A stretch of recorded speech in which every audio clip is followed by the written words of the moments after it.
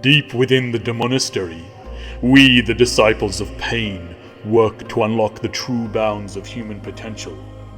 Our goal?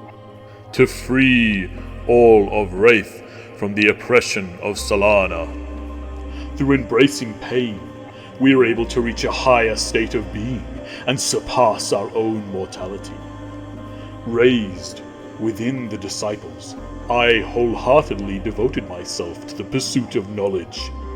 Having become an apostle of the Order, burdened with duty, unified with my brothers in our noble quest to protect humanity from the return of the Aesir, whose vast arcane power would quickly overwhelm the land of Wraith.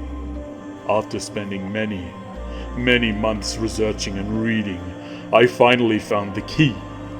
A whisper of powerful beings who could stand against the Aesir.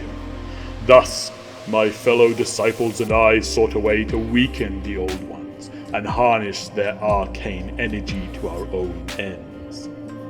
It was when the gateway to Irathael opened that I and my brethren ventured through to the other side, and I finally found the very power I had been searching for. A dark and ominous presence now conceals itself within my shadow, whispering in my ear, tempting me with greater power and the allure of forbidden knowledge. Even as I race to make this power my own, feeding and placating Ursur with the souls of the light, I walk a razor-thin line on the very edge of the void. One wrong move and my soul shall be lost forever.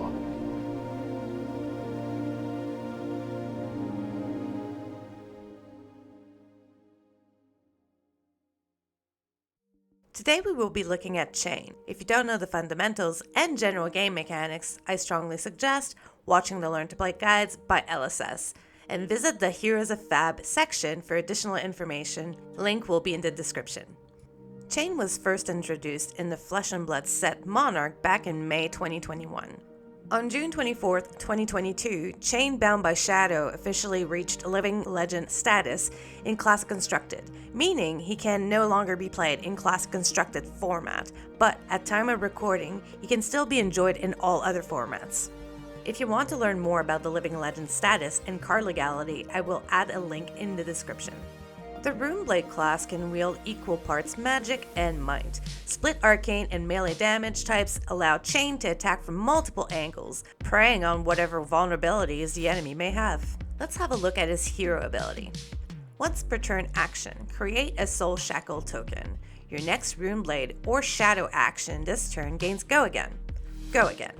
Delving into the dark arts of Arcana, Chane found and became bound to the fiendish Ursur, who bestowed upon him great power in exchange for a caveat over his soul. Chane now finds himself shackled to his Shadow Pact. Use the dark arts or die. Soul Shackle is a Shadow Runeblade token aura that says, at the beginning of your action phase, banish the top card of your deck. So how does it all work? Let's break it down.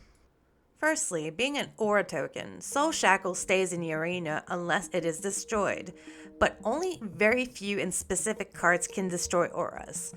At the beginning of your action phase, banish the top card of your deck. Note, banishing the top card of your deck does not destroy Soul Shackle.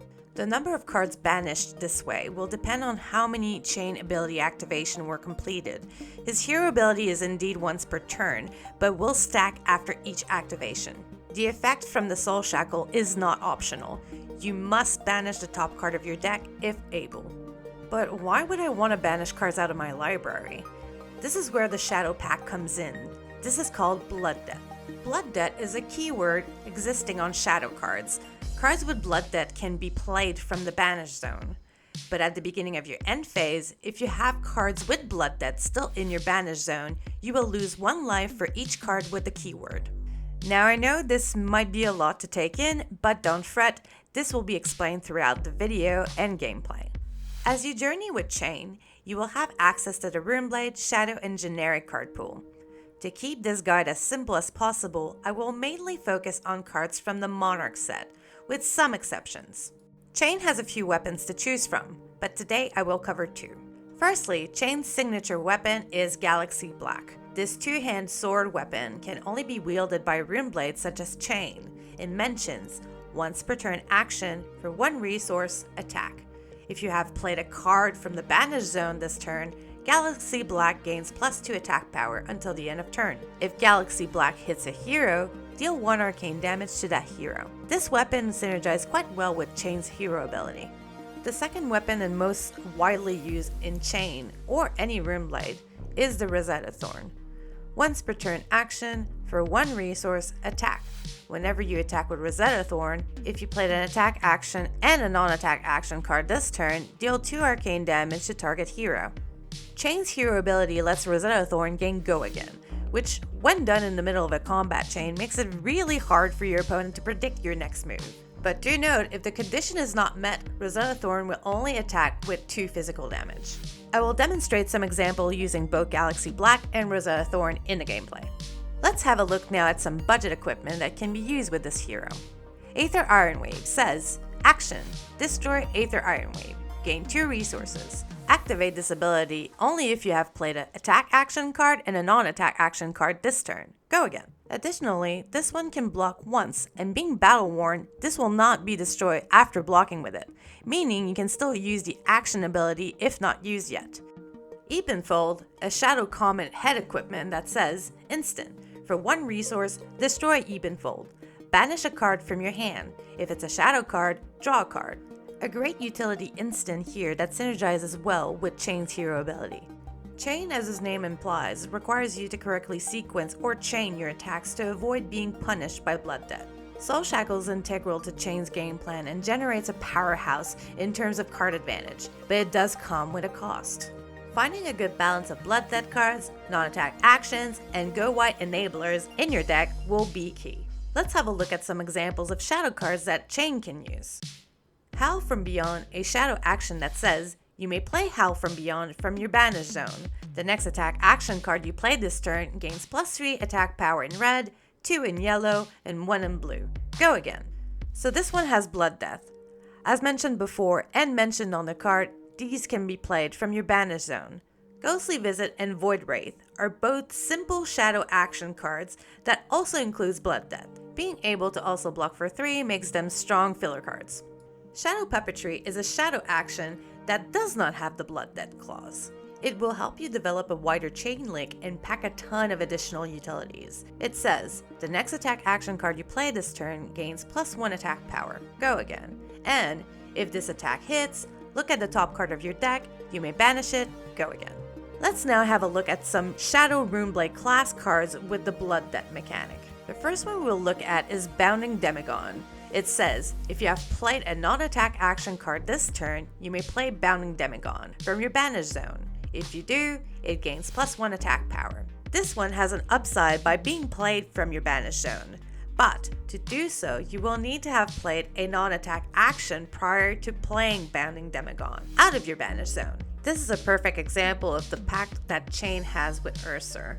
If Bounding Demagon was banished and you find yourself unable to play a non-attack action card this turn, Bounding Demagon will remain in your banish zone and you will lose 1 life at the beginning of your end phase to pay the Blood Debt cost. Riftbind also have perks by being played from your banish zone. It says, you may play Riftbind from your banish zone. If you do, it gains +X attack power, where X is the number of non-attack action cards you played this turn. Being able to play multiple non-attack action cards prior to playing Riftbind from your banish zone can be quite explosive. Last one in this category is Shadow of Ursur. You may play Shadow of Ursur from your banish zone. As an additional cost to play Shadow of Ursur, you may banish a card with Blood Debt from your hand. If you do, Shadow of Ursur gains Go Again. There are multiple aspects that makes this card an absolute powerhouse. Firstly, it's a 0-cost blue pitch that blocks for 3. Secondly, it provides you with the option to place a Blood Debt card from your hand in your banish zone. Lastly, if you banish a card with Blood Debt this way, Shadow Ursur gains Go Again without creating a Soul Shackle. Pretty sweet. When playing Chane, you will also play cards that don't fall under the Shadow Blood Debt category. Just be mindful that playing too many of the following cards can greatly dilute the right cards being banished with Soul Shackle. Mauvrion Skies. The next Runeblade attack action card you play this turn gains Go Again, and if this hits, create 3 Runechant tokens in red, 2 in yellow, and 1 in blue. Go Again. This is a great card that gives your next Runeblade attack action card Go Again without using the Soul Shackle trigger, but with a great additional on-hit effect. But what is this Runechant you are talking about? A Runechant is a Runeblade token aura that says, when you play an attack action card or attack with a weapon, destroy Runechant and deal 1 arcane damage to target opposing hero. So by playing Mauvrion Skies before a Runeblade attack action, it will give this attack action Go Again, and on hit will create the number of Runechants mentioned on Mauvrion Skies, and then the following attack will then trigger the Runechants. Shrill of Skullform says, if you have played or create an aura this turn, Shrill of Skullform gains +3 attack power. Since Soul Shackle and Runechant tokens are auras, being able to give Shrill of Skullform +3 attack power will be easily achievable. As the presence drew closer, Chane came face to face with the power he sought for so long. Ursa promised that power. Through him, Chane would have the power to bring his enemies to their knees, to bring the disciples of pain success, and to ensure that he would never again be at the mercy of Solana. It asked only one thing in return: Chane. All heroes have specific specialization cards that can only be played in their respective hero deck. For Chane, we have Soul Reaping and Eclipse. First, we have Soul Reaping. You may banish 1 or more cards from your hand rather than pay Soul Reaping's resource cost. If you do, gain 1 resource for each card with Blood Debt banished this way. While Soul Reaping is attacking a hero with 1 or more cards in their soul, it has Go Again. It is important to note here that the card banished doesn't need to be a card with Blood Debt, but these will not provide you with the additional resources. As the second part, it will only be relevant if your opponent is playing a light hero such as Bolton and Prism. Lastly, we have Eclipse. Play Eclipse only if you have played 6 or more cards with Blood Debt this turn. If you have, you may play Eclipse from your Banish Zone. Create an Ursa the Soul Reaper token. Playing 6 cards with Blood Debt is a little tricky. If the condition is met, you then create the Shadow token Demon Ally Ursa the Soul Reaper. It says, once per turn action, at no cost, attack. While Ursa is attacking a hero with 1 or more cards in their soul, the attack has Go Again. Being an ally, your opponent will need to deal 6 damage to Ursa in 1 turn in order to remove it from the board. A quick side note here, Eclipse is fun, but honestly is not a must-have card and pretty difficult to pull off in a Blitz context. I will show an example in the gameplay, as the sequencing to get the Eclipse is a good learning tool. If you're considering playing Chane, you will have access to higher quality equipment. There are a few options here, so I will only cover a few. Carrion Husk is a Shadow Legendary chest equipment that blocks for 6 that says, if you defend with Carrion Husk, banish it when the combat chain closes. Blocking for 6 is amazing, but this one does have Blood Debt. Once you block with this equipment, you will lose 1 life at the end of each of your turn, putting you on a clock. So think wisely when deciding to use this equipment, but be mindful of your life total. If you reach 13 or less, this equipment will automatically be placed in your Banish Zone without getting any block value out of it. Next we have Grasp of the Arknight. This legendary arm piece has been a staple in any Runeblade deck. This can be found in the second set Arcane Rising. It did see a reprint in History Pack 1. Once per turn action, by pitching 2 resources, you can create a Runechant token. Do note that this ability will cost an additional resource to activate for each Runechant you already control. It also has a robust unconditional block value of 2, meaning you can block 1 attack for 2, and on a later turn, or another chain link, block again for 1, for a total of 3 block damage. Being a battle-worn equipment, Grasp of the Arknight will not be destroyed once the block value has been used. Lastly, we have Spellbound Creepers. The legendary leg equipment says, once per turn instant, for 1 resource, put a bind counter on Spellbound Creepers. You may play your next non-attack action card this turn as though it were instant. Activate this ability only if you attacked or defended with an attack action card this turn. At the beginning of your end phase, destroy spellbound creepers unless you have dealt arcane damage equal to or greater than the number of bind counters on spellbound creepers. It also has an unconditional block value of 1. Do note, being a blade break equipment, when the combat chain closes, if this defended, spellbound creepers will be destroyed. Since Chane has complex line of play, to keep the gameplay as simple as possible, I will omit using some of these equipment. But if you wish to see some gameplay examples using them, I suggest checking out the prior Learn to Play video in the gameplay section, link will be in the description. Quick disclaimer, many heroes benefit from using generic legendary equipment, and Chane is no exception, but I will not be including these today. Before moving further, I want to give a huge shout out to Frank Karamaroudis for providing his expertise for the following gameplay. Frank is a huge part of our local community and amazing Flesh and Blood player. Alright, let's have a look at a few possible hands, only utilizing the equipment and cards introduced today. For the first one, let's look at Soul Shackle. We will pretend that this is our second turn and we already had one Soul Shackle created. Our cards are Shadow Puppetry, Blue Shrill of Skull Form, Blue Mauvrian Skies, and Blue Bounding Demagon. First, we have our Soul Shackle beginning of action phase trigger, banishing one card. Let's say the one we banish is a red Bounding Demagon. Since this is a Blood Death attack action, it will remain in our banish zone until we can play it. First, let's play Shadow Puppetry. This will give our next attack action plus 1 attack power and go again, with the banish on hit effect. Since we played a non-attack action, we can now play the red Bounding Demagon from banished. This one will come in for 5 attack power, 1 from the Shadow Puppetry and 1 from the Bounding Demagon being played from the banished zone. Let's say our opponent blocks this attack, meaning the on-hit trigger applied from Shadow Puppetry doesn't resolve. Let's now break the chain to create a Soul Shackle, giving our next Runeblade or Shadow action go again. Next, let's attack with Galaxxi Black by pitching the blue Bounding Demagon. We will have 2 resources floating. Since we played a card from the banished zone, Galaxxi Black will come in for a total of 3 attack power. In addition, if this hits, it will deal an additional 1 arcane damage.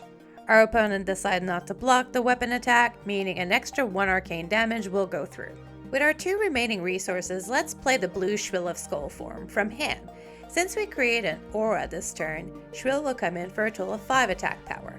We successfully played all of our Blood Death cards out of our banish zone, so we will not have to lose a life here. We then end our turn, placing the Blue Mauvrian Skies in Arsenal. For our next example, let's say we have 2 Soul Shackles, no cards in Arsenal, and we had to block with 1 card on our opponent's turn. Our cards are Red Howl from Beyond, Red Bounding Demagon, and Blue Riftbind. First, we have our Soul Shackle beginning of action phase trigger, banishing 2 cards. Let's say one of them is a non-Blood Death card, and the other one is Shadow of Ursur. I will place the Blood Death cards next to the banished zone so we can keep track of them. Let's use our head equipment Evenfolds instant ability, pitching the Blue Riftbind. We will have 2 floating resources. We can now banish a card from hand. If it's a shadow card, draw a card. Let's banish the red Bounding Demagon. Being a Shadow Runeblade card, we get to draw a card. Let's say the card we draw is a red Void Wraith. Then, let's play Howl from Beyond, using the 2 floating resources. This will give our next attack action plus 3 attack power. Let's use our hero ability and create another Soul Shackle, giving our next Runeblade or Shadow action go again. Next, let's play the red Bounding Demagon from Banish at no cost. This one will come in for a total of 7 attack power, 3 from the Howl from Beyond and 1 from the Bounding Demagon being played from the Banish zone. Since we played a non-attack and an attack action card this turn, let's break the chain and use the Aether Ironweave action. This will give us 2 resources. Then let's play Shadow of Ursur from Banish.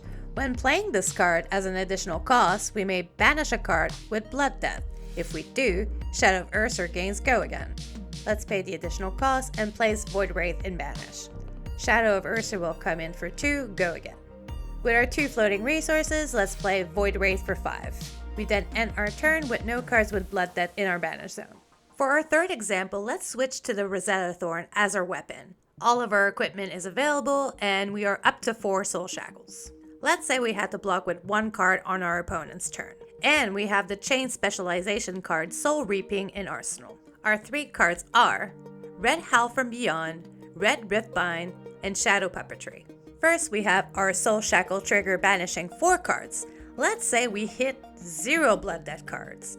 Yes, unfortunately, this can happen, but let's see what we can do with what we have. Let's start with Shadow Puppetry.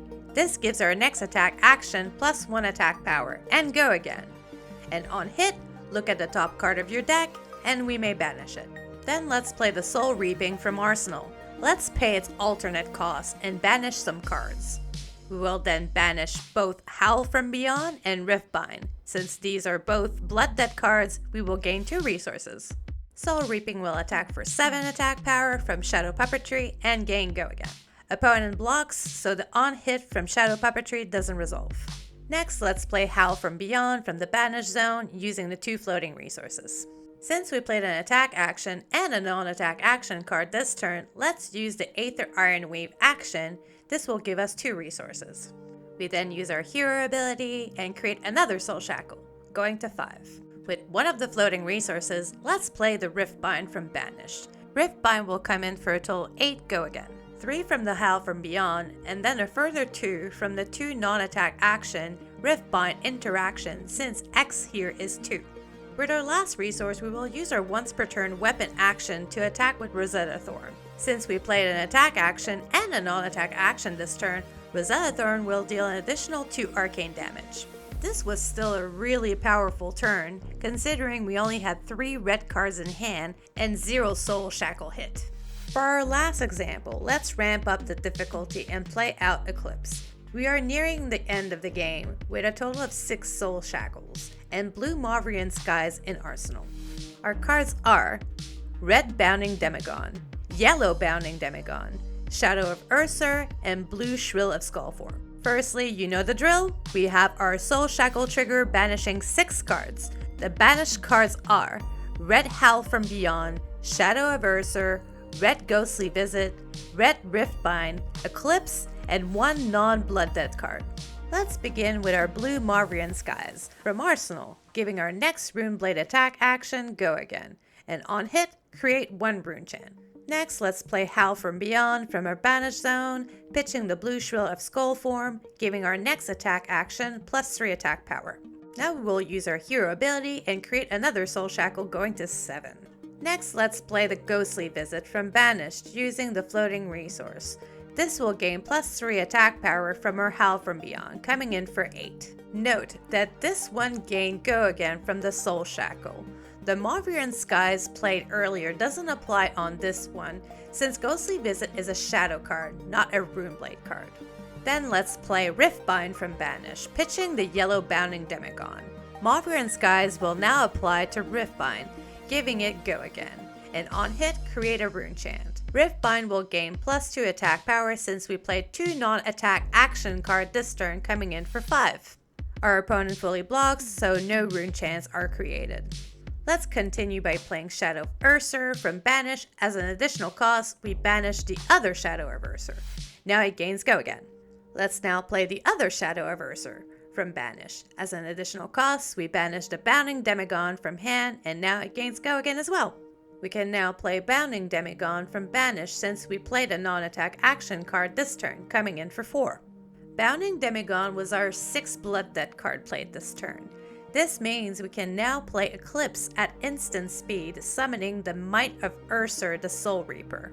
This is a very strong turn, and we made a powerful ally that you can utilize in future turns. This line of play is not utilized as much in the Blitz format, since you are unlikely to play beyond 6 Soul Shackles before you run out of cards, but it's still a good sequencing practice.